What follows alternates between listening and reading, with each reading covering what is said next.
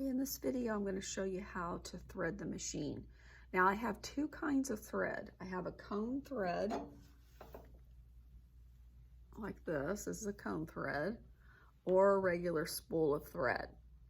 The cone thread goes on the cone thread holder, which the cone thread holder has to be basically touching the back of the sewing machine, and the hook needs to be going this direction.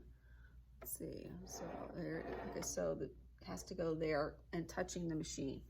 The cone thread goes on the pin here, and you want to make sure that the cord of the sewing machine isn't touching the cone thread. And also the cone thread has to be on this hook at all times. If it's not, what'll happen is it adds tension and it'll break, and then you can't sew anymore. You got to rethread your machine. So make sure that it's always on the hook here. The first step you're going to do is this little tension cleat here. You're going to hold the thread like this and go into that and let it catch into that tension cleat. Then it goes down into this channel. It goes down, and then it goes under this tension cleat here. And then the take-up lever always has to be up at the top. And there's a little cutout here at the very top of this take-up lever. The thread goes into that little cutout, and then it goes down this little channel here, and then it'll feed through the eye of that take-up lever. Then you come down, and then there's a cleat down here by the needle. It has to go into that cleat there, and then you're going to put it through the eye of the needle.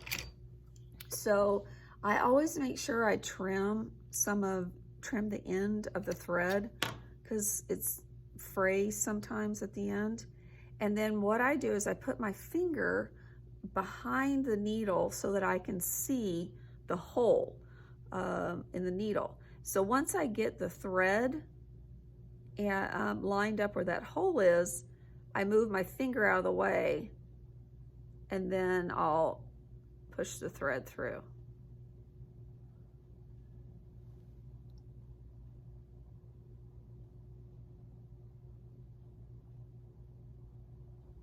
All right, and then pull the thread through the hole there. All right, so now you've got it all threaded. So just to review, it has to go through this tension cleat up here, down the channel, underneath the cleat here, back up, and there's a little cutout here in the take-up lever, and then it has to go through this little channel right here, and then it has to be in the eye of the take-up lever.